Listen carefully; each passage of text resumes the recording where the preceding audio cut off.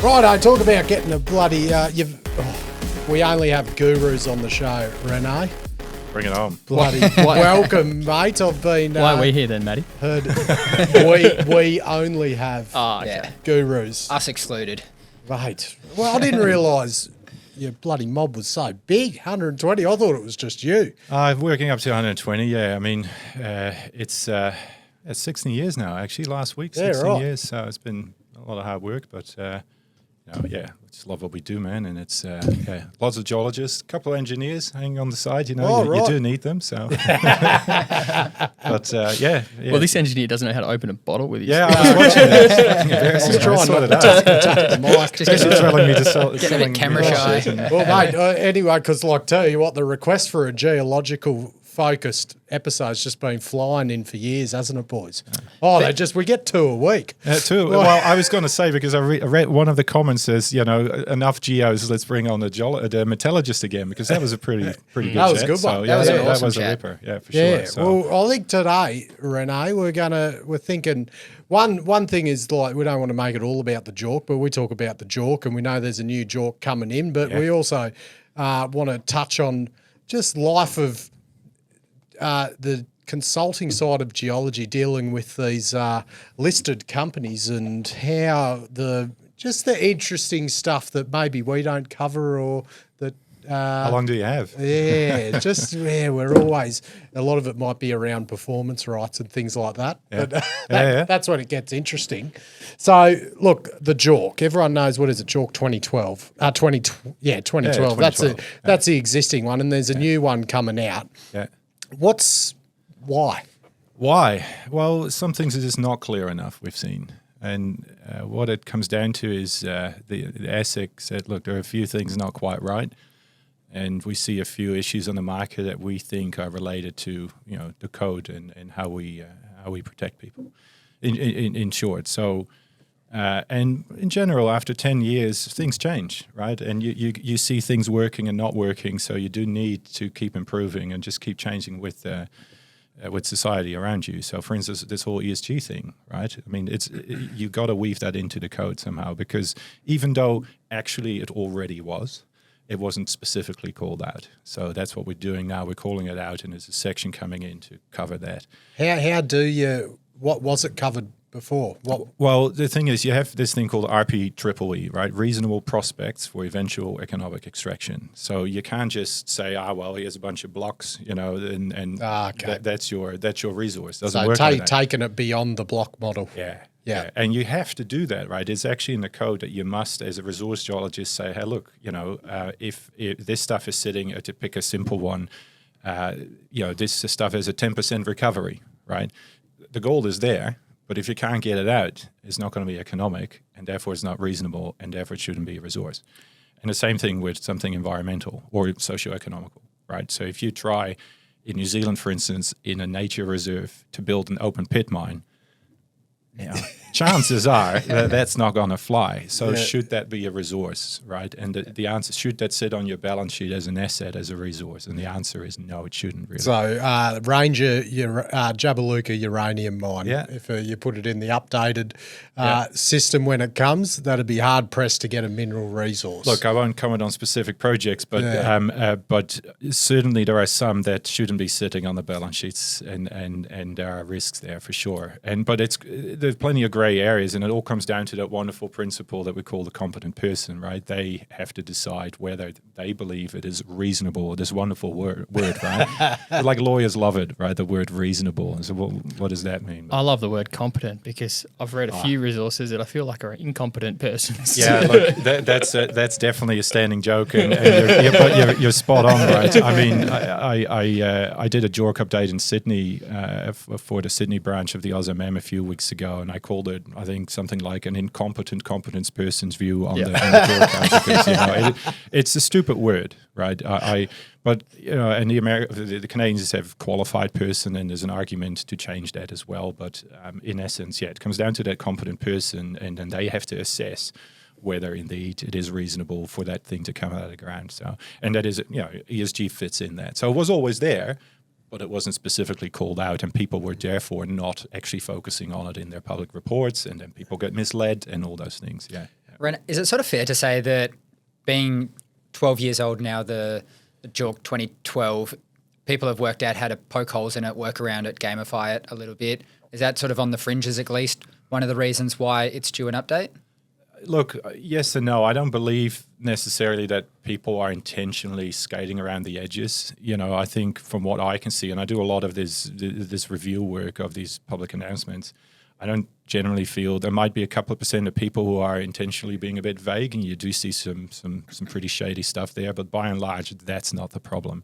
The problem is that most people don't really have the time to read all the detail in the code, so they forget to put, table 1 in, or a competent person statement or stuff like that, and we call that speeding tickets, right? Yeah. Then you have the very bad things that are associated with true incompetence, going back to that word, where people just do stupid stuff in a resource, and I've got examples of that, but and that can be quite dangerous. And then you got a small amount of people that are trying to be somewhat sketchy.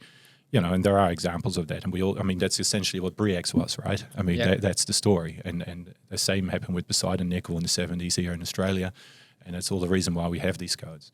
So yeah, look, and that gets you to the discussion: should we have a code or not, right? Because the anarchists will have you believe that the market should do its own free thing, right, and to each their own. And if you're a stupid investor and you want to put your money in a bad project, then on your head it will be.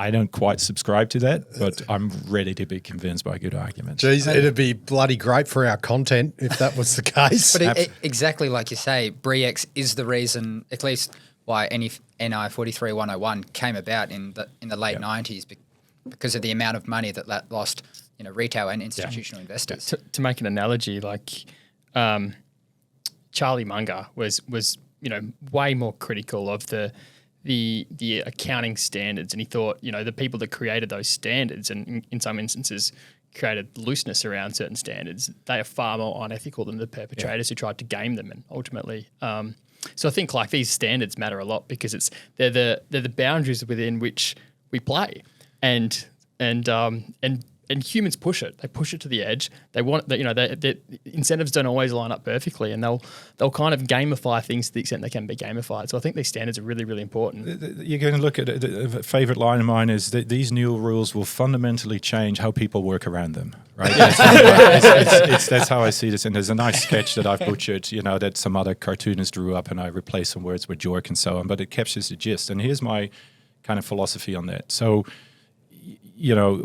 as Jim Jeffries says, we live in a society. We have rules, right? That's his airplane sketch. If you haven't seen it, right, and it's quite applied here, because if I take my kids to a theme park and I want to ride, some fun thing that is scary and dangerous, right, I'm going to take a risk, right, and I'm going to take a known risk, but I still want those fuckers to make sure that the seatbelts are properly tied and then checked, and that there is some quality control about the thing, and that it won't kill me, right? I'm still taking a risk. But we live in a society and there are rules. When I go on the road to drive, I don't want some stupid ass with 8 beers, in his body to drive into me and kill me. We live in a society, we have rules. You can't do away with the rules. So to me, the argument that some people bring, you should let all investors just do their thing, it's a risk that they're willing to take on, doesn't work like that. Yeah. We live in a society, we have rules. And then the question is, to what degree do you push those rules out? And there's certainly an argument that you can completely overkill it. Right, because I did a podcast with a fellow called Andy Clay in South Africa, and he talked about the accounting standards actually interesting enough. And he said, look, I don't want our competent persons and our geologists to be constantly crucified by the ASX or the ASIC for breaking all these rules. It's gone too far. It's a fascinating debate, and we're having a lot of discussions around that competence piece. Should we bring in accreditation and registration? Like, that's the hottest thing at the moment, and it's scary, man. It's it's gonna lead to changes. So So these new rules coming in, they've taken a while to sort of work their way through, and I'd imagine. Oh. What have you been doing, mate? I'd imagine there's been quite a bit of discussion amongst the geological community. What are the big contentious points that are holding up the release of the new version? Look, let's just, I mean, there's geologists, and I'm sure that most of them are consultant geologists, because that's actually a little bit of criticism that we get all the time, right? There's not too many metallurgists and engineers involved, but they obviously have as much purchase into the code as geologists, right? Because reserves is not our territory, right? That's the territory of metallurgists and engineers. So, but the geologists are very vocal in that debate for sure, but the delay is literally a cause of 100 or 500 volunteers trying to do their best in an extremely complex landscape with lots of stakeholders, right? The JORC is volunteers, mate, right? They don't get paid. They have full-time jobs. And the people on those committees are generally the people that know what they're doing. In other words, they're very busy. They have a very busy life, right? Other people want them too. Yeah, exactly. Yeah. So they're sitting there doing their best, and then there is a document, and then that needs to go to ASX. ASX are busy people. They have other shit to do. So, but they're also lawyers. So when they're going to edit something, they're going to fucking edit it, right? So you're not going to see a couple of pen stripes. So then that needs to go to ASIC, right? And there's a whole other mysterious cloud of people, that have their say about. And then it needs to go back to the membership. And then we have 3 parents. Imagine having, well, there's some places in the world where this is commonplace, but imagine having 3 people to report to, right? That would be pretty difficult. So we have the AusMM, MCA, and the AIG all as parents. So they and their members have to sit, and there's their boards and their working groups and so on. So there's this eclectic mix of all these groups of people, and they're all doing what they can. So if I hear this, where's your JORC coming? How's it affecting your life, mate? Tell me. Right? You look pretty relaxed about it, to be honest. So what's your beef with this JORC delay? I mean, do you go home crying on Friday that the JORC hasn't been updated yet? Is this people being fuckwits, by throwing mud at shit because that's fun to do? Sorry, I'll be quite vocal about this. And do you think some people are, because it was put out there and it's coming, and there's this anticipation, and companies are thinking, oh shit, what have I got to do to prepare for this? Is it going to fuck us over because it's going to be different? Yeah. Are they probably just not informed about No, they're informed. The information is out there, right? We put constant information updates out there. And look, admittedly, it hasn't gone as fast as we wanted it to as well, right? Because it has got stuck when the JORC has finished its review a long time ago, but then it needs to go for approvals, right? So it isn't to do with anybody there. I can imagine, and again, I have to say imagine because I'm not part of that particular group, that when it gets to ESSEC, it's not like that lands on your desk on Monday that you think, let me just put my week aside to go and review this thing. So it's just a very complex piece, and it needs to go around in circles, obviously, because every time it comes back, somebody else says, now that actually conflicts with that part here, right? It's just, imagine. It's not easy. So because one thing now correct me if I'm wrong, this was probably at a pub or something, was it's where the best ideas get. They are that, and most of them are true. So the updated JORC was essentially going to be that a resource in the updated JORC would have to be at the standard, near the standard of a reserve in the old JORC. Is that right or wrong? That's wrong. Yeah. So what we're looking at is something called an initial assessment, right? And look, admittedly, it is a very contentious part of the code, and I can understand the argument, and to try and simplify the issue. What I just said, when you have a resource, a block model, if you like, with metal in it, right, then you have numbers, but only a certain part of that is reasonably extractable. Yeah. Right. Now, essentially, that's the same process as you would go to establish a reserve, right? So your reserve would not be the same size as your resource, right, because you have to apply these modifying factors. So what we're looking at is to apply a same philosophy, but to a much lower degree. We're not looking for you to do 10-day pit optimizations and to run $2 million MET programs and all that sort of stuff. But you do need to have at least an understanding about your metallurgy so that you understand that it's possible to extract this stuff, right? So an initial assessment of these factors is all that's required. But, the true, bearded woolen socked geology brigade will argue that that's on the way to a reserve and it's not the territory of the resource geologists. And I got time for that argument, but you kind of need it. You can't just, look, people get challenged on exactly this point. And I am still in the camp of but I'm waiting to be convinced by good arguments. I'm still in the camp of, it can only be a resource if you identify that it has reasonable prospects of eventual economic extraction. Otherwise, it's going to be just a deposit. It's going to be an academic thing, and people don't want to invest in academic things. They want to know that they might make some money. It's just a lower threshold of confidence.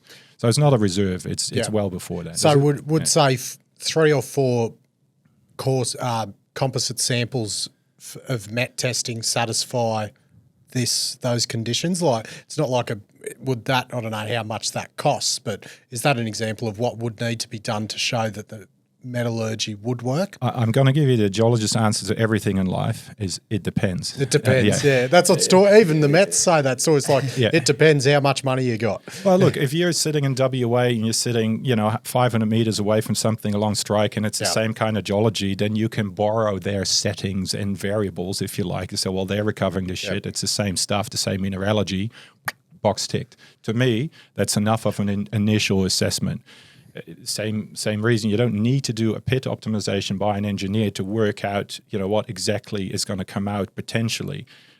But it's good practice to do so, because you can't really work out with the strip ratios and the dip and the various factors to what degree this thing is going to cut back, right? So it depends really on the situation. And, if you're doing rare earths for instance, right, that's pretty metallurgy dependent, right? I mean, gold. Just a little bit, yeah. Just a little bit, right? Yeah. So you can't just say what some people have now. They have a resource and they got 0 met. You go, fuck off, man. That's not a resource. Yeah. It's just, it's just, you're just coming on this ionic clay bandwagon because you have something too, right? You got to have something, yeah. What about really narrow vein gold?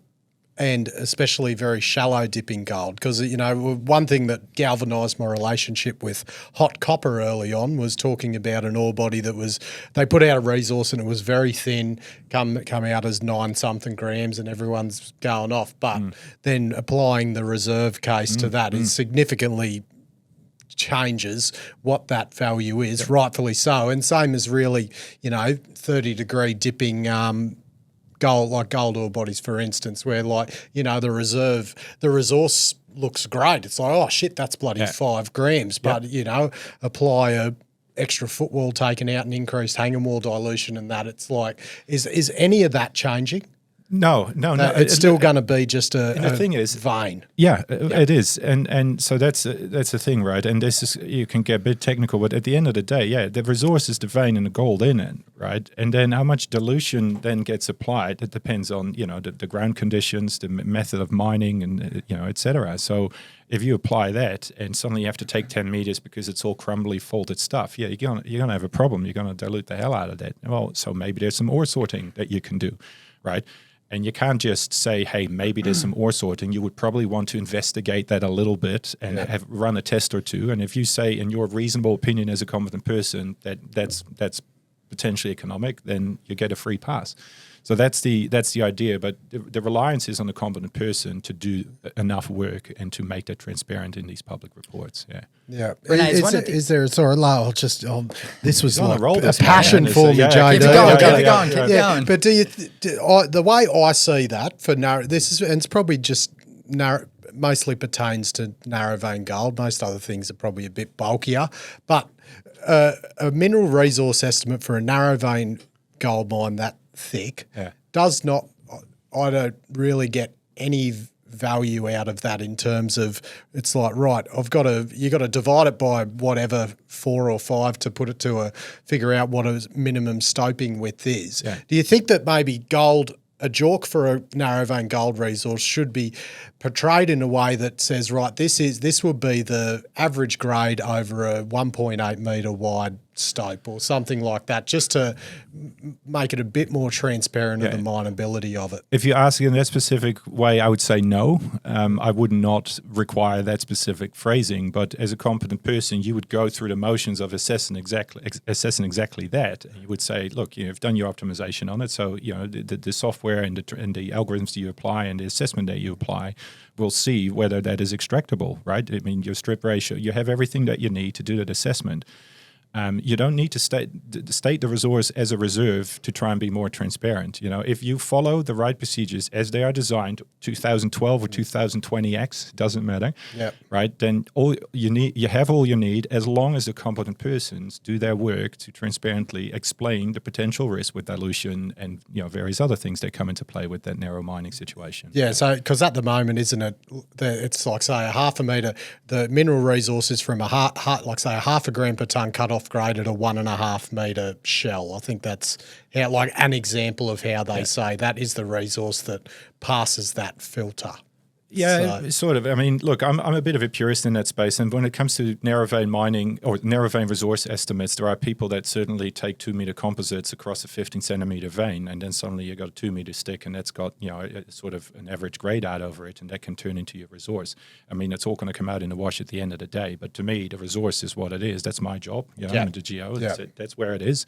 And then I just walk through the motions after that, right? So, and you would never drill something with 2 meters if you've got a 15 centimeter mineralization. But I wouldn't start changing that to a 2 meter nomenclature or something that captures that. I would just be completely transparent about it.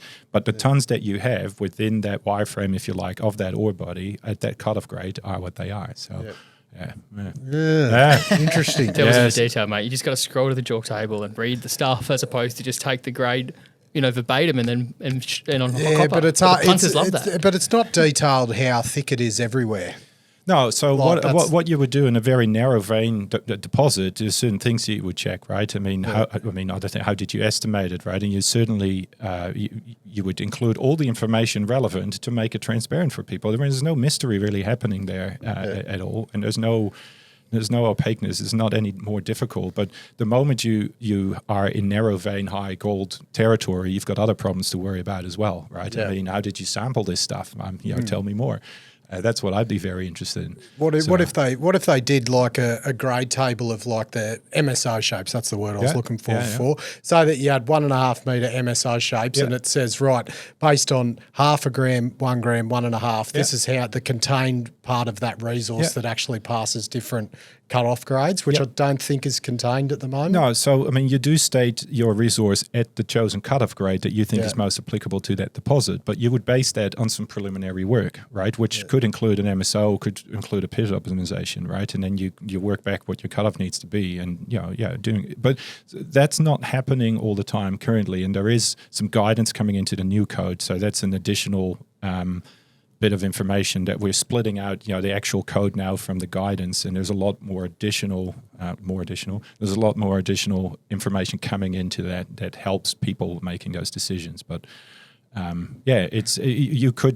people put great tonnage curves in, right? And then which is the information that you need to see how sensitive this thing is to certain assessments. So that's in there. That's in there now. Well, that's not mandatory, but you when you report your resource, you have to state it at a cutoff grade, and you have to justify why you've chosen that cutoff grade, which is based on all those additional assessments that you've done. But there's good practice to also put a grade tonnage curve in, right? Because that's transparent reporting of how sensitive this ore body is. So if I don't see a grade tonnage curve for an ore body that I know is going to be sensitive, I go, okay, what are you trying to hide from me here? Right? Very good, mate. I mean, no disrespect asking you questions like that, because you're 6,000 times smarter than me. Well, I wouldn't say that. I think I've been listening to your podcast. I think you're lying. It's good fun. Well, VRIFY cures all my worries for that, boys. I can tell you that right now. 3D. These bloody narrow vein ore bodies. You could tell I was a bit concerned about them. Mate, with VRIFY, as you know, you've seen it. We all know. You've seen it, Trav. Everyone knows. Mate, you can see the dip, the plunge, the strike, all in 3D. I can get the best grasp possible of these ore bodies. Mate, if there was more verified models, I wouldn't have to ask Rene about all this sort of shit. It'd be out there. We'd be better informed. It's well said. And if we haven't said it yet, Rene is going to say it soon. What VRIFY does is just going to amplify the quality of your team. Your geos are going to be even better with VRIFY AI. Holy snap and duck shit, JD. Have you heard about the AI? Tell me more, mate. Tell me more. Mate, the world needs to hear it again. The capability, it's as simple as this. VRIFY AI is going to give you a bloody bullseye target to the metre, Trav. To the metre. pretty impressive. To bloody drill at. And, mate, you're probably going to hit something 80% of the time, 100% of the time. There's too many data sets to wrap your head around, right? And it's just like, how do you keep on top of them? How do you actually discern the relationships between all these different layers of geochem and geophys? And fuck, mate. Mate, verify it more the better. Because AI can actually figure out those patterns better than you can. And it figures it out quicker the more models there are. Like, that's just how it is. Mate, just very easy. Mining companies get bloody verified. ASAP. So what are the sort of ramifications on inferred resources? Do you think there's a potential that we'll see less inferred resources because these might be often the more far-fetched type of resources that companies have put out there, or is that not No, something? I don't think that will change. Inferred will be inferred. Inferred is the broad garbage bucket, really, and because you can't really do anything much with inferred from an economic or a scoping perspective, that's just a starting point. I'm doing a bit of interesting data work to try and understand how different people or different sizes allow different proportions of inferred, indicated and measured into their reserves and their feasibility studies and so on. So I'm interested to see what that balance looks like, but inferred is a broad bucket. I mean, for inferred, for one competent person might be completely different for another. I mean, that's the joy you get with geologists, right? I mean, you ask 3 geologists a question, you get 5 different answers. So it's definitely true on inferred particularly. So, okay. Yeah. So when you pick open an announcement, just scrolling through the ASX and you see what's coming out now, from your sort of perspective, stepping away from the changes to JORC, an inferred resource doesn't mean an awful lot to you. Oh, no. I watched a presentation a few years ago where, the value arguably gets added when you first announce your resource, right? That's an exciting point. And inferred, you're on the map, you're moving.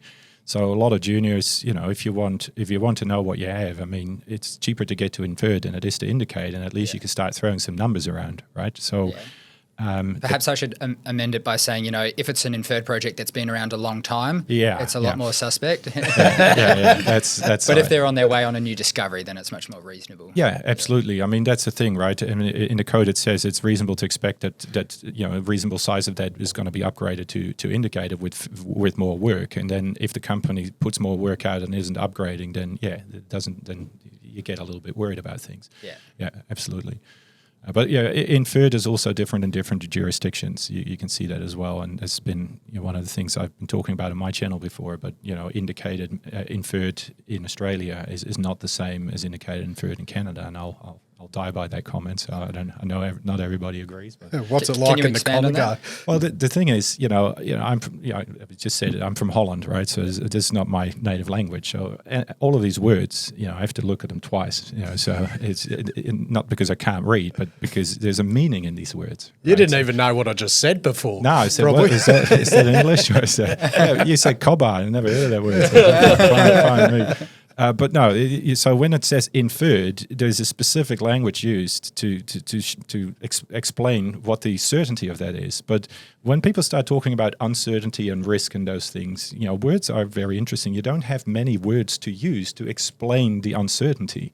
Right, so the chat that I had a couple of weeks ago on the channel was about a proponent of putting tonnage and grade ranges on resources to capture the risk in that, or to capture the uncertainty, right? Because right now what we do with all this work, right, and we say we've got all this uncertainty in the data, the sampling, and all the rest of it, and then we'll pick this number. Right, and we'll just make it inferred. Right, there's this massive smudge, like it sometimes feels like. And when you read inferred, there aren't too many words in there to really give me clarity. I'm assuming or implying grade continuity. What does that mean? Implying geological continuity. I mean, I don't want to get philosophical here, but you can go every sort of way with that, right? So you get it's difficult, and it's up to the interpreter what that really means. If you want to imply geological continuity there, take a whiff and off you go. So it's pretty loose. Yeah. It kind of reminds me, to your point, Trav, on Charlie Munger, how Munger and Buffett would speak about financial valuations of companies. And just the idea of all these things, they're unknown, or they're things in the future, and you're making forecasts. And it's ridiculous that someone would say that the value of this company is, this to the fourth decimal point, It's ridiculous. There's so many forecasts that have gone into it. It makes much more sense to give a range under certain circumstances what you think something's going to be in the future. Look, I think there's a strong argument to make for ranges, but I think that the problem with it is, and I tried to explore this a couple of weeks ago, but it isn't that easy because, when it comes to numbers, you can do all the fancy simulation work to actually come up with ranges that come out of a formula and an algorithm that, there have been books written about that, and you can put a line under it and say, fine. But then you've got that funky component called geology, right? And then suddenly all bets are off.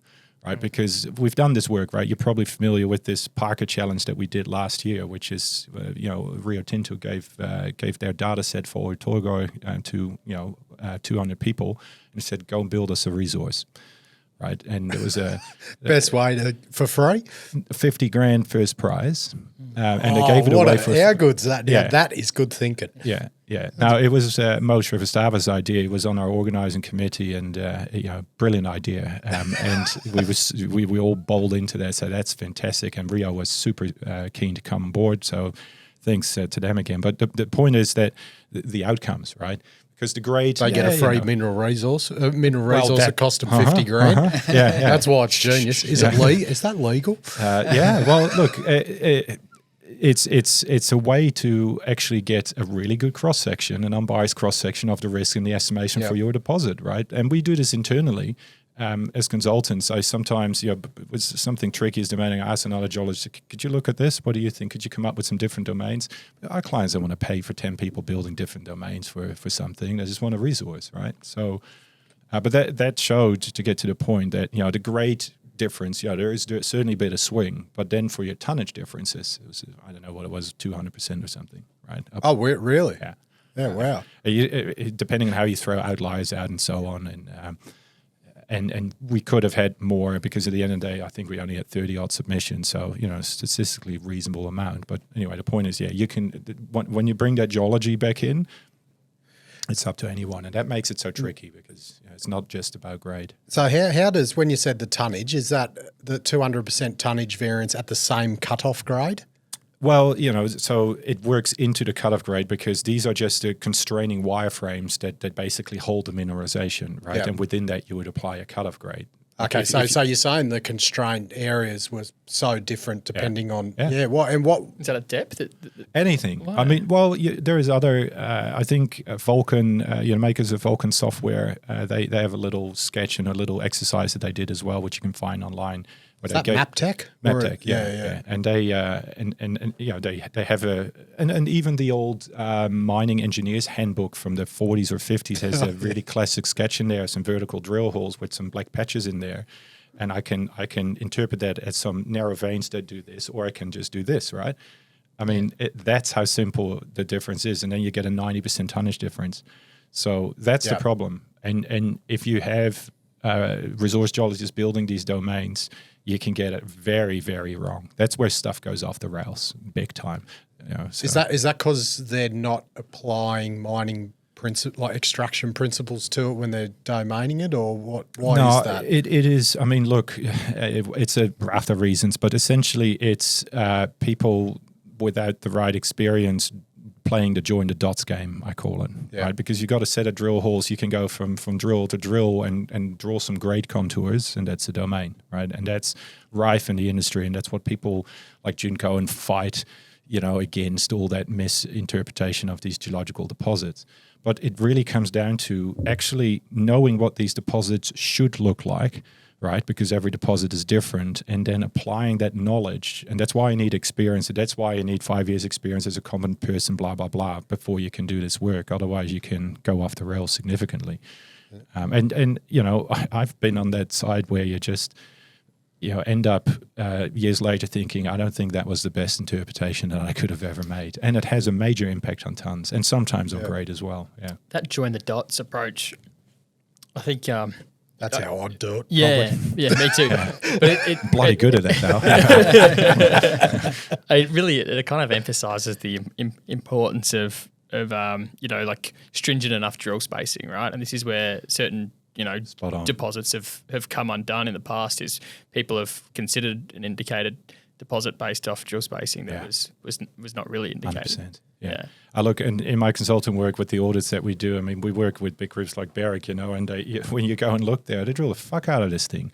Why? Because they just don't like risk. Strange, but you're quite right. All these problems disappear when you bring your drill spacing in. But obviously, the drilling cost goes up very quickly. If you go from 40 meter to 30 to 20, you don't just half, or you don't just double your cost, right? That goes exponential. It's pretty wild. So last year at the conference, what I noticed was we put a call for papers out, and we wanted to do themes, right? Like conference themes, stuff like that. So let the papers come to us. What do people want to write about? 5 papers on drill spacing optimization, right? That was predominantly the biggest bucket that we had, because that's where the rubber hits the road. How much do you need to drill, right, to save yourself the best, the most money to get with the highest confidence? And that's a difficult equation. Depends on so many factors as well, right? Because there are some deposits that are pretty homogenous, and you're like, this thing is the same for If there would be deposits, I wouldn't have a job, basically. Yeah. Geologist exists because of heterogeneity, so, and obviously there are some deposits with more, heterogeneity than others. Like gold is a classic example. That narrow vein gold, that's fun. I love that shit, because it's just so complex, and not just from a domaining perspective and a structural perspective, but from a sampling perspective and so on. Oh, especially like your highly, I've worked at Daisy Milano. Every few faulting off frequently. I think some of the neighbouring ones, that Cockeyed Maxwell's and Cockeyed Bob, they were even worse. Like you go 3 cuts, it'd fault off, and you just it's just that unpredictable. Well, imagine modelling that, right? And all that stuff in Victoria at the moment, all that very high grade narrow vein stuff, it's very complex to model. And if you get that wrong, you're suddenly smearing, half an ounce dirt into the middle of nowhere, and you'll be chasing that. You'll be developing out to that. And well, I suppose if it's faulting off, like if it's just, you just make one big vein, you just know, like, right, some of it's going to be there, and it should still, if you pieced it back together, it's sort of one. Hey, mate, I'll just flick you my CV after this. That'll be 126 that work for you. I'd love to have you, man. I'm curious, Rene, like, you've seen how the sausage is made almost more than anyone, right? You've created so many sausages yourself in terms of bad sausages too. How many? Before you ask, how many sausages have you made? How many mineral resource estimates through your career? About 70, 80. Yeah. So if you were on the other side of things, doing diligence of an asset, seeing how the sausage is made so much, what are the first 5 things that you're checking immediately? Domaining. Yeah, I go to. I don't even know what that word means. Okay, really. well, so controls on mineralization. Yeah. Right. So the nice thing about NI 43-101 code is that you have mandatory sections, right, that you have to stick to, and one of them is called controls on mineralization. So that's my starting point. I go and read that because I'll figure out straight away whether you're just copy and pasting something from a paper or a previous report, or whether you've really thought about what's controlling that mineralization, because that means how you're going to join the dots. Right, and if you don't understand why it's there, then you don't know how to join the dots, and that's where things go wrong. So that's a dead giveaway if people don't actually talk about their estimation domains in a reasonable way. So that's a giveaway. A second one is you go straight to table 1 and see how if you know what table 1 is, and you just look for the quality of the entries there. And I've got a wee little rant paper out on that. So if you want to find it, it was probably written on a late night in a hotel somewhere 8 years ago. But but you can literally have a look at a table 1 for 5 seconds and go, that's just like crappy entries, like very. Well, it's all in the wrong place because people don't know what's being asked of them. And I know I have to admit, and I'll get Peter Stoker pissed off when I say that, because it was well intended in 2012 when it was introduced, but I don't think people quite knew what to do with it. And that's why I wrote about it, because the wrong things are in the wrong place. People try to squeeze everything that they know about all the sampling in that first box, and then the rest becomes copy-paste. They just don't understand the logic of it. And that in itself is a dead giveaway, because it's actually well structured. It's not a bad table, but people just don't know what to do with it. So that's the second one. And then the first one, other things like go to the actual resource table, look at the rounding, right? If inferred has double digits, I'm out, right? And it's not necessarily that the work is particularly done bad, but that means that they don't understand. They haven't read that very simple clause that says you must round to match what you said. The amount of decimals should tell you the confidence that you have in these numbers. And if I say 1.357% copper, which is what the Poseidon nickel in the 70s was known for, to specified it very accurately, they had no idea. There were only a few assays. Those are the kind of small things. And if I see world class in the first line, I'm out as well. But it's okay though if you say K-Drill are a world class drilling team that are potentially drilling out a world class ore body. I think that's acceptable. It is. I think that's acceptable. That's actually just factual. Yeah.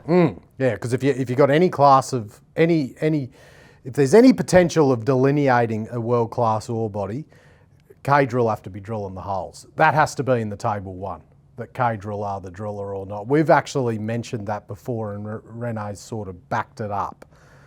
It's actually true. Yeah, it's part of the DD process. Yeah, If any of my this, DD checking like who is the drilling company. If it's not K-Drill, I might actually demote it from tier 1 to tier 2 deposit. And you don't even need to use words like bonanza, spectacular, or any of these, because that is what you think when you think of K-Drill. Well, everyone just knows. That's tier 1. You could potentially drop it from world class to no class, to like absolute to world class to cattle class if K-Drill aren't drilling the holes. Yeah. Some things are inferred by just showing the shareholders a photo of a K-Drill rig at your ore body, and then you don't need to write superlatives. It's implied. It goes beyond inferring it, Trav. It's actually measured when K-Drill are friggin' drilling it, mate. So anyone that's listening that after the frickin' last 9 months of hammering K-Drill down your throat as the best drilling company, RC Diamond, Aircore, anything exploration related, and Ryan O'Sullivan works there. That's all that matters. Anything that Ryan O'Sullivan's involved in, you bloody go to that. He started a surf shop once. I went and bought $3,000 worth of shirts and boardies because I knew they'd be the best because Ryan was selling them. Fucking get K-Drill doing your bloody It's pretty unbelievable exploration. you can just hire them. Just Easy. like that. Simple. And tier 1 jurisdiction. Well, I heard you guys talk about that. So I've actually got some data on this, right? So I don't know, I run OPEX as well, which is a data scraping company, and we look at all these announcements. We capture all of them in the world on a daily basis, and we scrape all this data from it. And I actually have whoever did the other top 10 drilling intercepts, that we announce every week, is the top 10 best drilling intercepts in the world. Deck. Yeah, so they copied us, which is, and I know the guy, he's a Dutch guy, I think, and we know a good lawyer. If you No, I actually called up and I said, look, I called up with him in Holland, completely side story, and I said, look, good initiative, and he said, yeah, you're the one that, But look, we just didn't get it where it needed to be. Anyway, the point is not that, but we capture all the information, but now after 10 years of doing that, I can tell you what's world class. Because I just rank everything, and everything above the 95th percentile, that's actually world class. Yeah. And then you actually do a word search for world class in the reports, and you can map that onto your drill results. Right? So how many percent of so when you say how many percent are actually world class exactly. for the use of the term? That's it. So what we found is when you bundle all those superlatives on the same, excellent or world, whatever version of that thing it is, then Bonanza, I think phenomenal. Yeah, Bonanza is another one. That's right. I've got a little table with all those words. Anyway, if you want, transformational. That one. That's me going. Oh, look, I get it. Right, you have to be out there, and you can't say, "Oh, we got some results back." It's all right. Yeah, we'll talk to you about that. You can do that if you genuinely have a world-class deposit. So, I run an exploration company as well, right? So, and I because we're all explorers at heart, we want to find shit, and it's exciting. You're out there and drilling holes, and what does it look like? And when we had to put our first announcement out, I couldn't help but think, I want to make it sound a little bit better, and it's like, no, don't. A little voice in your head. Yeah, a little voice in my head. No, you're one of them. But I do get it right. A friend of mine had one of the best copper hits last week on the market, and we help him out with the review of announcement. We do a lot of that to make sure that you tick the boxes, and then you don't get a JORC speeding ticket and that sort of stuff. And I looked at it, and it's truly world class. So that's the first thing I said. You said you can use that label, right? But there were a number of words scattered around that where they all climbed on top of each other and said, look, you've said it now, right? It is world-class. It doesn't need to be repeated in every paragraph. But look, whatever, man. I'm just a dumb geologist. If MDs need to peddle this stuff, I get that, right? It's a tough market out there. And you guys talk about this more in your channel than I do, but you gotta make a point of difference. So it's a tough market because there's so many of them. Yeah. It's purely a competition thing that probably doesn't need to exist. But hey, what would all the conferences do? Oh, I don't know, the conference. I mean, if you Not look the geology conference, mate, that you're over for. That's going to fly forever. Yeah. That sounds like about, true to the cause. Yeah. No, but mine's the money and that sort of stuff at those conferences. Oh, any conference sponsored by a broker Right. is a kind of conference you don't want to go to. Yeah. Which is all of them, mate. Not the geology ones. No, the conferences are funny, but that's maybe for another day. But maybe circling back to your comment. I think it's hard to use the language to capture these uncertainties, and I have to say that isn't easy. I struggle with that. And the boundary between inferred and indicated is sometimes, if on Monday you wake up, it's here, and on Friday it's there. It's difficult. Yeah. Well, while we've got you, Rene, I'd love to get your thoughts on how NI 43-101, the Canadian reporting system, differs from JORC, and whether we're going to see updates on their front as well, translations and these sorts of things. Yeah, look, I don't think we are definitely all looking at each other. So from that sense, there's definitely some collaboration. Obviously, Crisco is the overall sort of thing hovering over that, and there's lots of dialogue, and we have representatives from JORC sitting on Crisco and so on. So there is a good circulation of information there. I think there's probably a few components in principle that we're borrowing now, or that I personally would be keen to borrow, and you can have the arguments like a set structure of a report. I mean, it's a very contentious one, but I actually quite like it because I know where to find stuff every time, right? But the codes are based on the same principle, and actually NI 43-101 is a legal document, right? It's not actually a code. It's the CIM that actually drives the technical side of that. So it's a slightly different structure, right? We don't actually put our full technical reports out in JORC land. And that's another thing that we tabled in this discussion round as well. Is it reasonable to table the full technical report? Because we don't have that thing. It doesn't exist. In JORC land, that's called the documentation, and that never sees the light of day, right? That's the consultant giving the report to the client, and it sits on the shelf. So there are some things from the NI 43-101 that I do like, but it is more prescriptive. So you do end up, thinking, there's some things you like, some things you don't like. I think there is definitely a case to be made for somebody to say, let's everybody have a global reporting sort of standard. Well, it's the same. Would that work? Well, yeah, would it work in human land? Probably not, right? I mean, it's almost like the same as the traffic rules in New Zealand. It was still had a rule 5 years ago where if you turn right, you have to give this other. It's the only country in the world where that happened. And it's you got to standardize this shit, man. It can't be that hard, but apparently it was hard. It's the same thing here. I mean, if we can't even come up with a JORC update in 4 years' time, good luck, getting the world to sit around a table and sit, let's make one code. Maybe if someone was paying for it, they would have. Well, so now you've said something. I'm a fan of. By the way, how the fuck does an industry have to develop a code with that much tax and royalties going out from mining companies, but you have to do it for free? Yeah.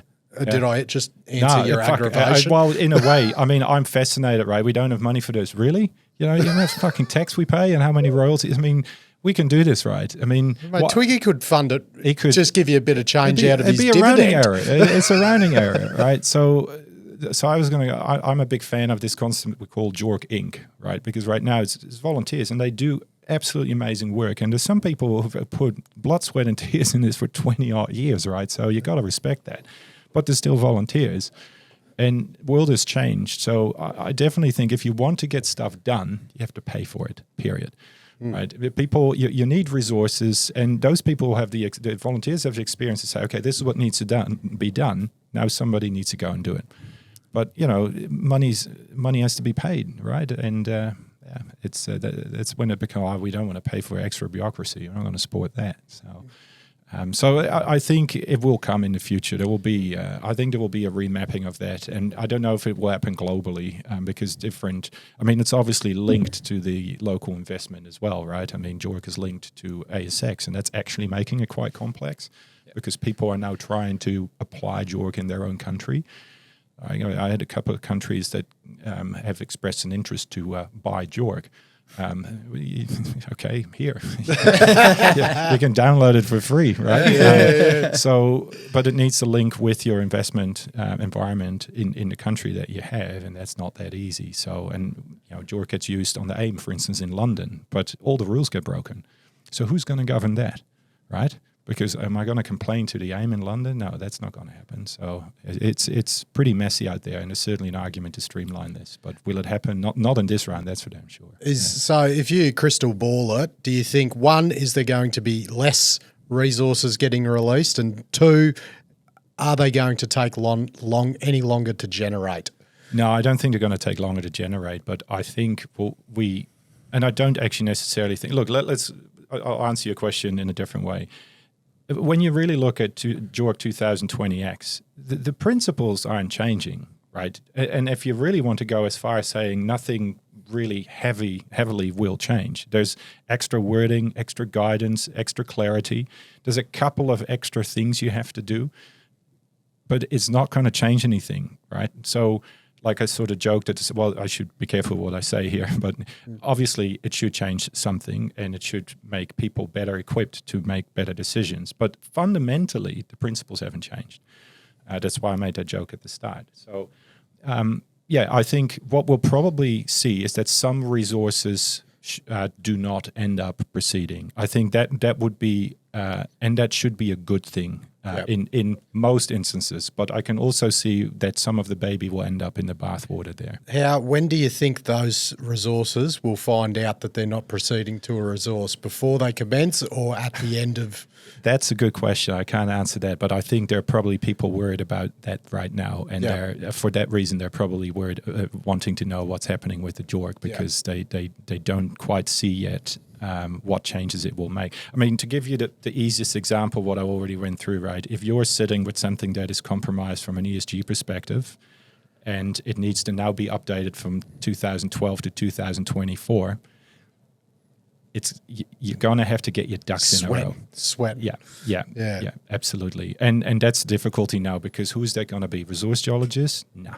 So now we have different competent persons, and they are socioeconomical experts and environmental experts, and they now operate in that space to help advise us and say, look, and we did this ourselves. We had one resource, and I obviously can't say the name, but we looked at it and said, and it's signed off by a reputable company, a Big 5 company, and we looked at it and said, sorry, this is not a resource. So I can do the work, but I won't be able to classify it as a resource. Yeah, wow. So, So will we still see the same chain of events, maiden mineral resource, scoping study, a PFS, DFS? Is it nothing's going to really change there? No, it isn't. Other than the insertion of this initial assessment, which is really a process and not an extra box of classification or anything. And is that within the mineral resource estimate, or that's a step before you release that? That's as part of the mineral resource. Yeah, exactly. So, oh, mate, geez, I'm hanging on for it. Yeah. I'm setting a reminder. Should we do a birthday party?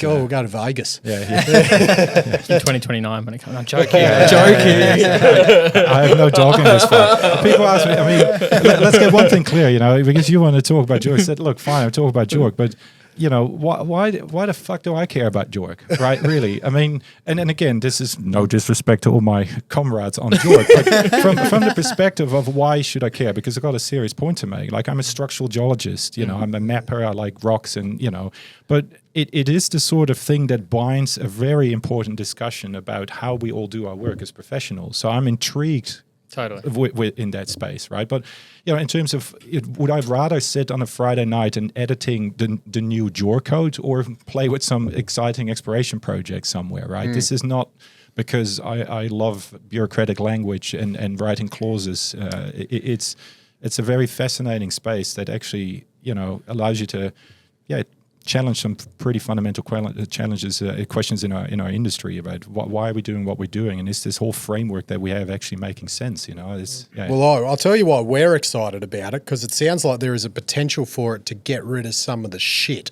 that is coming out as mineral resource estimates, like with some more stringent classifications around what is a resource. It gets rid of the garbage that shouldn't be there. It only does so if there are repercussions. And that's the problem. And this now becomes a personal sort of reflection rather than a JORC reflection, which I should state for the record. I mean, if you don't have a system of repercussions in place, who cares? Yeah. Right? By repercussions, you mean like punishment to bad actors? Yeah. Yeah. So punishment to the CPs signing off on it? Yeah. And again, I'm not necessarily advocating for that, because you end up throwing the good out with the bad, right? And that's a real risk. And that's what I talked to this fellow about, a couple of weeks ago. And I'm not saying that that's what we should do, but I'm just stating the problem. Self-regulation is bullshit. Where has that ever worked, right? I mean, so that's what it should do. But like I joked, again, this will fundamentally change how everybody just works around it without, it makes no real difference. I think the key difference will be for some of the bigger consulting houses that are going to assess their risk profile and exposure to this, and they're probably going to even further tighten the notches on what they call indicated, inferred, and so on. Yep. That's probably realistically a likely outcome. And then people are going to be shopping around, because people do shop around. Top 5 don't want to give you a resource for this. I'll go somewhere else. And you know what? You'll find it. Yeah, and that's the hardest thing that will come in, is that the risk, the liability on the consulting firms, but they will have to do a lot more prep work before they possibly even engage these companies. They've got to run their eye and filter over it to figure out, are we going to get to the end and say, no, this isn't a resource? Yeah. Can I challenge your point on self-regulation? Is it the case that we don't quite have the right tools or whatever to keep bad actors accountable as well? Like I can look up on Google reviews and I can see that restaurant's shit. I'm not going to go there. Yeah. They've done. There's a lot of unhappy customers that went there. I can see an Uber driver and they got shithouse reviews. Like, do we just need better ways for people's reputation to follow them and be interpreted by the investment community as well? Yeah, so the short answer is yes. And when I started OPEX 10 years ago, that's exactly what I built. A 5-star review rating for all public reports in the world: resources, exploration, reserves, everything. And you know what? It worked. It worked really well. And some resources were picked out 2 out of 5 stars until I got a phone call. So, Rene, here's a complaint made by a fellow ASMM member. And they are not happy that you're running this site, and there is some clause in the ethics fucking something, and we're going to... Disruptor. Yeah, well, I'm an asshole just like you, man. So that's awesome. And it worked. And the thing is, perhaps it was the wrong timing, but the thing is, it was a weighted average of 50 high-profile reviews that were anonymous. And the argument was made, these people were anonymous, and they can be anonymous with some eclectic sort of clause somewhere that prevented that, was spare the details. But it was working very well. And, you could have 5 or 6 people that on a Friday would take an hour over lunch to review a report, and you can do a quick review and a medium review or a long-term review. And in a way, it mean exactly like your Uber driver principle, right? And it wasn't the answer to all, right? That's not my point, but there is certainly something we need to do better beyond self-regulation. I mean, if you get stopped on the road by the police officer, and you're on your 15th beer, what seems to be the officer problem, have you been drinking? No, I'm fine. Okay, off you go. I mean, that's really what we're doing here, because we cannot have any repercussions here. And if we tried, the ASMM and AIG get into legal problems, because people, are going to fight tooth and nail. And the thing is, there's cases where that hasn't quite gone right, where people have been chased for the wrong reasons. And that's obviously you can destroy careers with this stuff if you chase them for the wrong reasons. And some of this asset concern is now about one particular company where the resource geologist seems to have been the cause and the root of all evil. I don't buy into that. Right, so you run the risk of overcorrection that we're shooting the wrong people, and that's the flip side of it. So I don't know either, but I thought that if you can even do a 5-star review thing on Google for lawyers, that you can probably also do this for resource reports or reserve reports online. So if the backlash came from OzIMM to you because you're a member, you were like, well, I better not do it. Well, mate, we're not members, so we're happy to fucking run the site. Well, hey, let's talk. Sitting there. But no, look, in seriousness, you got to take a disruptive nature to this, and I like that word because and there's other disruptors in this industry, and you might not always get along, but they're going to fucking change the industry, right? That's what we need. Now, I'm not saying that I'm doing that or that I'm even capable enough of doing that. I just come up with weird shit and hope somebody builds something nice around it, right? And I think that's one where accidentally it worked, and people really bought into that. So, but the point is more the self-regulation, right? I mean, just think about the concept. I just can't internally understand that at all. I understand the reason for it, but I can't see that ever working. So to come back to your point, if there is no repercussions, nobody's going to change your behavior. On the road, you'll be there with 15 beers tomorrow as well because the cop will let you go. It's that simple. People are pretty simple things. You know? Back to you, on your comment about the shooting the wrong people. Tell us about your journeys dealing with CEOs, MDs and the people that are getting you to do these mineral resource estimates. How much does it vary? Oh, it varies. Yeah. Yeah. Absolutely. But the thing is, most people are just super excited about building their projects, right? From the MD of ABC Exploration, that is running on fumes to the bigger companies. They're all very passionate people. But, I've been involved with companies that in Australia that had told me the resource before I started the work, right? So this is what we want to get. And I said, well, you can find somebody else then, right? And then, I was foolish enough to try and work with them and get to a resource because words are chosen very carefully. And right at the end, it's not 800. And so, well, I don't fucking care. Well, we're not pay your bills. So, well, okay, I'll see you in court then. So definitely there's some assholes out there. Has that happened? That is a true story. Yeah. Has it gone as far as court? Oh yeah, I've had two people in court, slightly different reasons, but all associated with the same thing. So yeah absolutely. And settled out of court, but threatened with court and paid the monies and all the rest of it. So that has happened. But by and large, I think I'm actually really proud of our industry. I mean, I hear you guys talking about it, but because you talk a lot about the funding model is broken, right? And you can talk about that for ages as well. But is it though, right? I mean, this is the most bizarre industry that you can find yourself in, really, right? The energy, the passion to run these shitty little exploration programs by being underfunded and then finding something, that's not for the faint-hearted. So I understand with that comes this whole territory of chaos. It just comes with it, with investors that invest the way they do in these companies. And how fast these tides go up and down. There's a certain amount of chaos that sits and wraps around all of that, and you just got to roll with the tide. I think gambling's probably the better word to use than investing for those ones, because that's what it is, and that's Absolutely. What a lot of the problems are. But it's not necessarily the what I was going to get to. It's not necessarily the problem of a bunch of loonies. And there's loonies in every industry, right? So, but I don't necessarily mind that. Actually, I quite like it. I just love working with these entrepreneurial people that want to go drill some fucking holes in a shit stick middle of nowhere, right? And they're passionate. Look at WA1, right? I mean, fucking good on them, right? Yeah. I'm just so proud of those guys for finding that, That's just, a bunch of young people that have a dream and an idea and they raise some money and they did it, Well, similar to Samfire, like in terms of like WA1 were looking for IOCGs and found niobium. Yeah. And Samfire were looking for gold and silver. Yeah. And they found copper. Yeah. Like, you just never know. No, we were looking for vanadium and we found rare earths.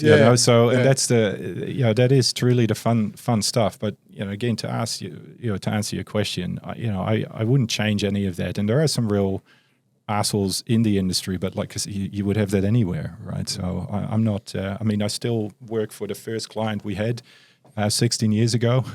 Was on the phone just last week.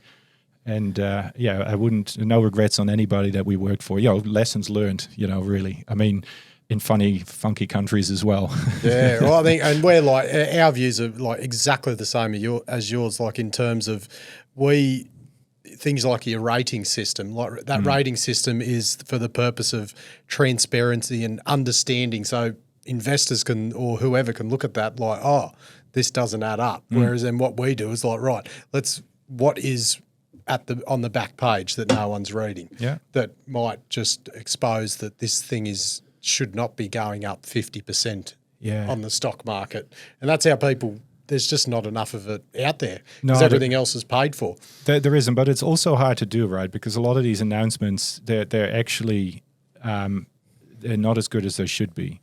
And a lot of critical information is just not in there. If it's really bad, it's going to be maneuvered down to the 15th page in some paragraph that is, and I review these a lot, right? Many hundreds of them. So I think I have a reasonable balanced view on that.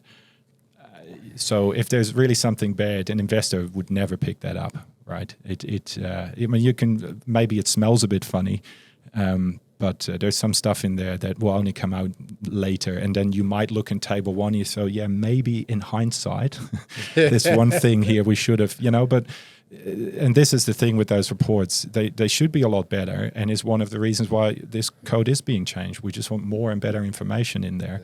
Not always, right? And people will complain when I say this, but things can be better. Better explained to investors in these reports. What do you think there's more of, information being hidden at the back or information not being put in at all?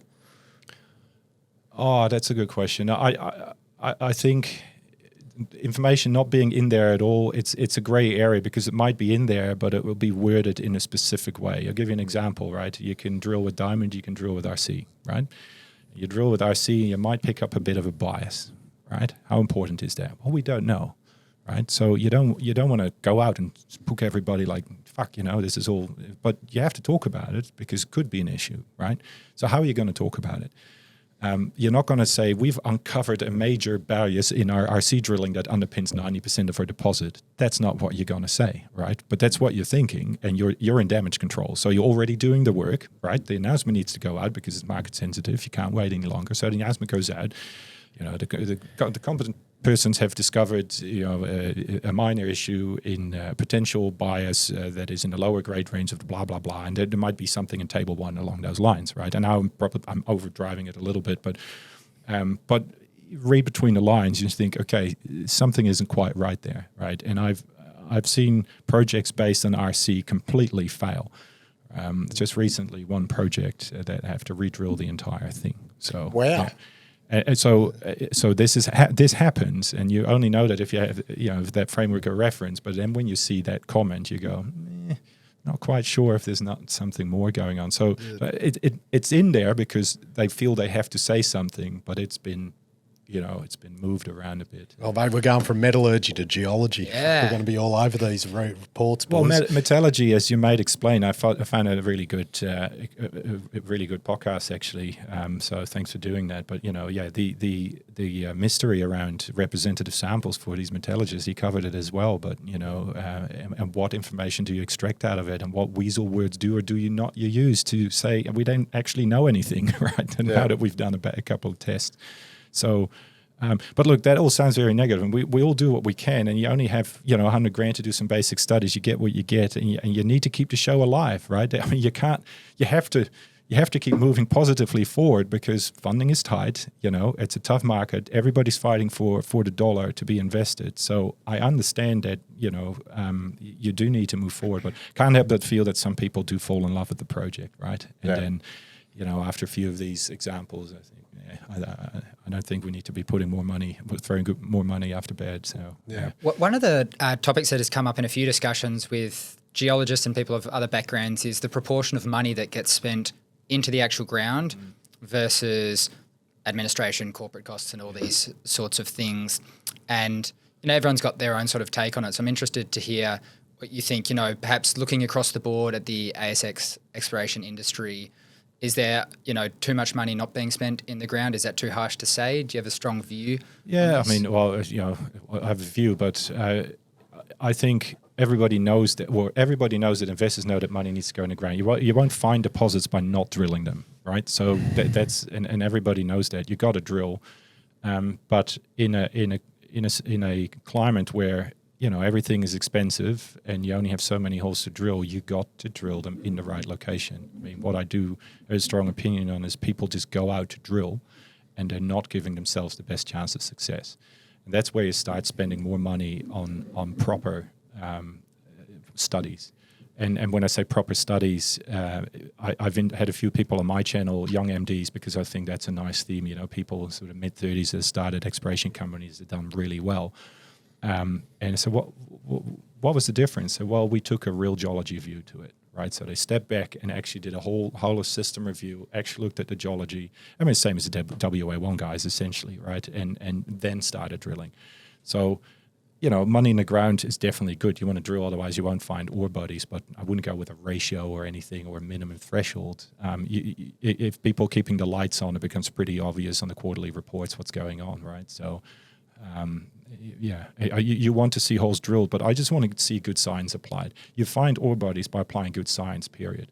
I mean, that's nobody will challenge you that, right? And whether it's a computerized, machine-learned algorithm, to throw that term out there once more for all the enthusiasts out there, or whether it's a mineral-based science system approach that some sort of the sort of old schoolers apply, it's all good, right? As long as you do good science and you use all the data, because there's so much fucking data that people not using. That blows my mind.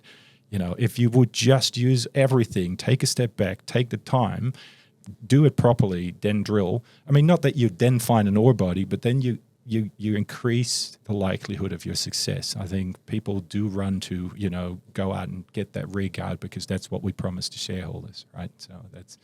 Yeah. On the topic of machine learning, AI, and all these sorts of things, obviously been a revelation across the broader market in the past couple years. Have you got an opinion on how that's going to influence exploration geology? Well, it's already influencing it, right? Whether it's a recognition of photos in core trays, right, which is simplifying core logging and automating certain parts of the process. Metallurgy, plants, I mean, you can find machine learning and everything. Jackie Coombs told me in a very simple one-liner, it's just regression on steroids, right? It's a 60-year-old technique. There's no fancy stuff. K-clustering K-means clustering is old, right? There's no new science here. But we have found better ways to apply to what we do. And we also offer this service, right, which is machine learning-based prospectivity modeling, but we don't really take a full computerized approach to it. We still have the geologist hands on the steering wheel. And if you do that, I believe you can definitely enhance your chances, because there are just things that if you put 3 layers of maps over top of each other, my brain goes, right? This is, I'm out. This is too much. But computer will see through all that and will recognize patterns.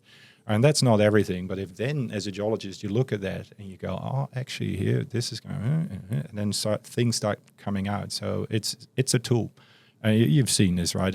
AI isn't going to take your job. It's a person with AI, or a person using AI. And that is fundamentally true in this industry as well. So get on board, but don't overcook it. Don't be that guy. Just use it as a tool.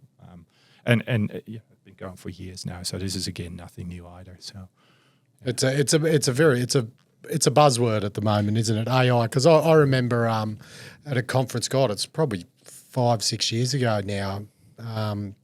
Petra over east, Penny Stewart, I think she was up doing this presentation on machine learning and this. It was the new frontier, and which is effectively AI now. It's another, I know there's different, but it has been around. Yeah, no, it has been around and it has good use, but, it gets overhyped. Like the Cobalt announcement, that was supposedly a machine learned, algorithm that found that. And look, I don't know the details, so I shouldn't probably state, any particular claim here, but, as a person who's extremely disagreeable with anything, my first question is really show me the data. I don't believe it, right? Because there is going to be a very natural process of using geology in that, and maybe some part was machine learning driven or something like that. But it is the nicest announcement to put out, right? Yeah. Because that means you're part of these frontier people that know how to find ore bodies with advanced stuff. Take my money. That's literally what it is, right? Yeah. And I mean, and we have to cater to that too as consultants, because if we don't offer the new shiny tool, then we're going to miss out. So if you want some machine learning, give us a call. You'd think they're a public company with the way they've sort of advertised, showing up at Indaba and these sorts of things and the promotion, but they still have to raise money at the end of the day. Given how much they pay EMR for the project, I got a feeling there was an existing resource, at least on the ground or nearby or above or whatever. So absolutely, absolutely. No, that's look. And again, I don't know the finer details, but some of these announcements, you look at them and go, "No, there's a bit more than that," But it's it's funny how some of these stuff, how these things live in the public sphere. But when you really ask about, or there's this rare earth thing in Kiruna in Sweden, right? That stuff is always there. There's not a new discovery. It's there's much more like that in the industry. So. Yeah. Bloody beautiful. Yeah. Bloody anything we missed. Yeah, cheers. Oh, well. Oh, we'll have you back again. Meaning of life. We'll get into the meaningful stuff next time. No, it's good fun. I appreciate it. JORC, man. Yeah, anytime. As you said, we didn't make it the whole episode. As you said, you didn't want to be known as that JORC guy. No, certainly not. And then Matty asked you questions for 75% of the episode. JORC. But it drifts into all these other things, right? So I get it, but from a person, I don't need to be, it's JORC. It's an interest because it's just, I find it fascinating more than anything. I'm not... the person changing anything, so don't throw hate at me wherever you are. Bloody beautiful, mate. That was awesome. I appreciate you making the time. Thanks, man, for the invite. What's your bloody channel's name? RSC. Measured, yes. Measured, yeah, very that's it. uninspiring, but it's measured. So if people want to have a glance, I mean, you go to a few thousand. I think my highest one is 1,000, so 1,000 views, and working on it, man. Bloody, we'll just be throwing them there now, mate. Yeah. Bloody. Look, it's very obviously. So you're interviewing geology personalities, or who? No, I just like talking to interesting people just like you do, but you probably have more of a finance view or a market investment view, which I really like the technical side and go down in rabbit holes with people, or I like people's career stories. I fucking love listening to people. Like I had Jill Terry on the podcast in December. I mean, Jesus, what a career path! I just want to know about that, because one of the things that we struggle with in industry at the moment is making young people enthusiastic for our industry. If I can just listen to what she's done, that's insane, right? So, and I had a lot of people like that on the podcast, like Jackie Coombs. I mean, how do you find the time to do all this shit? And they go run a fucking half marathon on the side of it. I mean, so that kind of stuff, just stories and I get calls from people from Sweden and South America to put this stuff on in the car, like you guys probably, and hopefully we'll help one soul somewhere. Who's the most, besides those two? Who's the most fascinating person you've interviewed? Oh, that's a good one. Pick your favorite. Yeah, well, look, many favorites, but I did like. You had Alan on the channel, Alan Trench, yeah. So that's he knows a lot of stuff about a lot of things. So I felt like that's the one where I felt ill prepared. But in hindsight, I thought, shit, I should have done more preparation because I could have done so much more with that. But John Ronsky was on. He's an interesting guy. He really knows his stuff from mineral systems perspective and worked in very interesting places. But I mean, June Cohen was interesting because he's got such challenging views. If you haven't had him on, then he created Leapfrog, right? Well, created Leapfrog. He is one of the original thought creators of Leapfrog. I mean, I don't know the fucking history, but yes, he came up with the idea, and that's what I mean, right? These are the people that move the industry. So I had him on. That was really interesting. But so mostly a technical bend. But I had some MDs on as well from America. Somebody said, "Oh, you should have this guy on." Never heard of him. Said, "Sure." Paddo before the bag of dick scandal. Yeah, I was Paddo on there. Hey? Yeah. Andrew Patterson. Oh yeah, he was bloody legend. Yeah, he was because he runs this other group here in town, right? The MD group or something it's called. Oh He's only out, Pato, pull your figure out. You literally, maybe I'm not invited anymore. That's probably what's happened. Maybe they have had more events. I went to the first one, but I'm not getting invited anymore after we covered him on the bag of dicks. Yeah. What a legend. I also got a request from a viewer not to say balls deep anymore, but I just sneak that in. It's not you. No, you can do it on ours, mate. You're right. Yeah, get it out of your system. Maybe the request was for us to stop saying it, was it? But so someone said to you to tell us to stop saying balls. Because we're starting to get a lot of content requests, and they all get politely told to fuck off. But you guys, I just came out of my office here, and they're all listeners, So you guys have done fucking awesome. Yeah, thank you very much, mate. Really, we're having fun, so hopefully everyone else is. The only ones that have fun are the MDs that bloody have a bit of a sook about it, but I'm sure the shareholders will look after them. All good. Examples? Could be one of our clients. Righto, mate. Thank you very much. Signing off. All right. Thanks so much, guys. Well, there you go. He's a fascinating dude. Old Rene. That was fucking good. That was a wicked chat. I really liked that chat. Sort of topics that we haven't got into so much. We sort of said it in the show there that we need to get more geos on. That's the foundation. That's where these things, the stories start for all these projects that we talk about, and what we can learn for that exciting, growth stage in these companies' lives. And Rene is just a great example of the sort of knowledge that's been built up over years of expertise. Did you like Rene's idea to us? I think he said it off camera though, about getting like 5 geos around the round table and just hitting record. Yeah. We are doing that. That'd be good. That would be awesome. That'd be good. There'd be some, they'd froth it. We'd froth it. I'd froth it. 5 geos and 15 different ideas. And Matty, you talk about doing more with less and essentially working less. That's the best example. Just sit the 5 of them around the table. Yeah. See you later. We'll just feed the beers and it'll be good. Rene's got his own body too. He can edit it. So we literally won't have to do anything. That'd be great. No, good start. But I like he doesn't mind going against the grain. As you said, Trav, on the thumbnail, the Renegade. That's it. I like him. Right, thanks to all the partners. Who we have in the show? VRIFY. K-Drill. Bloody best thing about touchpads, I can move it with my toe here. Also got... JD's bloody like that. He'll be right. Just don't touch the right-hand side. GetWet Solutions, DSI Underground, Silverstone, CRE Insurance, WA Waterboards, and Brooks Airways.